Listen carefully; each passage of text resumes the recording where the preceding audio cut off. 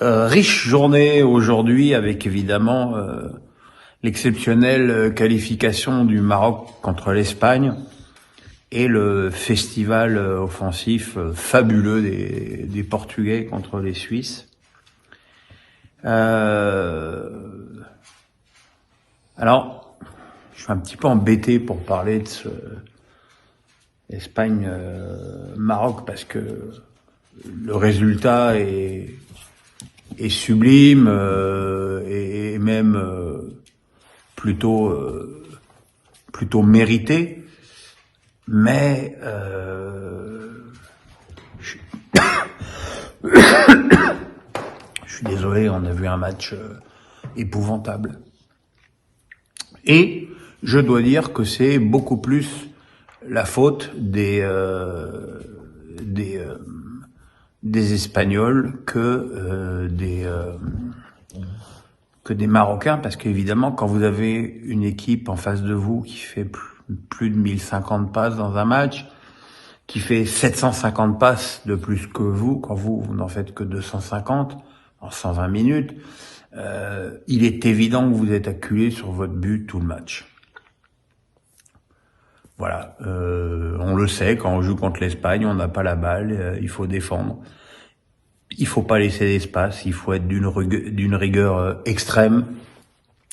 Et ça, autour d'une charnière centrale, Saïs Aguerd magnifique. Les Marocains l'ont fait à merveille. Alors c'est vrai que quand ils arrivaient à sortir le ballon, ils se précipitaient un peu et ils perdaient assez rapidement la balle. Mais en 120 minutes, les Espagnols ont fait une frappe cadrée, ce qui est incroyablement faible.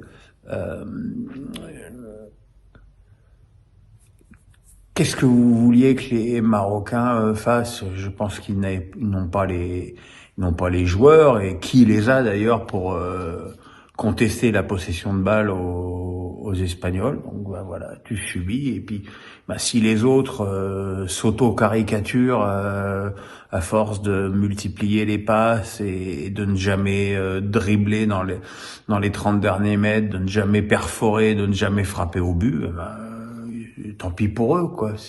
J'avais déjà averti lors du match nul contre l'Allemagne que cette équipe d'Espagne ne coincerait que offensivement, et il est évident que le manque d'un grand avant-centre se fait cruellement sentir dans cette équipe. Maintenant, est-ce que Luis Enrique serait capable d'intégrer un avant-centre dans ce dispositif? Ça reste à prouver, mais bon, c'est une leçon que la possession de balle à outrance ne provoque rien de bon. Et puis bon, finalement, on est arrivé au penalty, et là, les penalty, Soler, Sarabia et Busquets qui ratent leurs 3 tentatives. Sarabia sur le poteau, Soler et Busquets arrêté par Bounou, sans que ce soit des arrêts fabuleusement difficiles, parce que les pénaux sont tirés sans trop de conviction. Mais il faut, je veux dire, un pénal tiré sans trop de conviction, si tu pars à contre-pied, ça fait but. Donc bravo à lui, bravo à Regragui, sélectionneur. Je suis content pour les Marocains qui font la fête, qui sont fiers et qui ont réussi une grande performance. Et puis on les attend au prochain tour contre le Portugal. Et là, contre le Portugal, ça risque d'être quand même encore plus compliqué défensivement, tant la démonstration offensive portugaise a été exceptionnelle ce soir.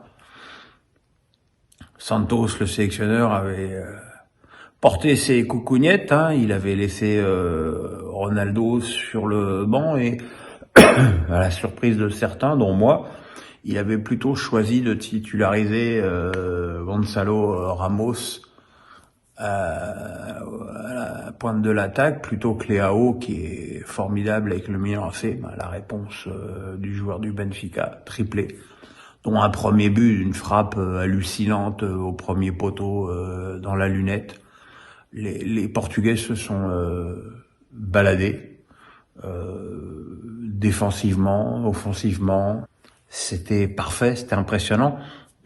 C'était beaucoup plus impressionnant que leurs 3 premiers matchs. On avait vu un Portugal un petit peu calculateur, un petit peu moyen. Là, c'était vraiment du grand football et des attaquants qui perforent, qui marquent des buts, qui sont efficaces. Derrière, magnifique Pépé, qui maintenant qu'il est vieux met plus des coups comme longtemps et quand il était au Real où c'était la pire des pourritures. Là maintenant, il domine de la tête, il a même marqué de la tête.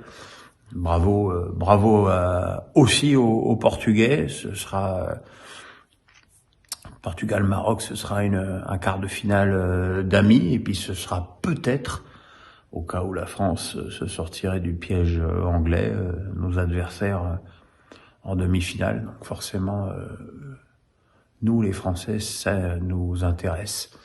Mais voilà, c'était une belle journée de Coupe du Monde. Bon, je vous cache pas que l'Espagne-Maroc a été un peu long, mais le dénouement a bien corrigé la chose.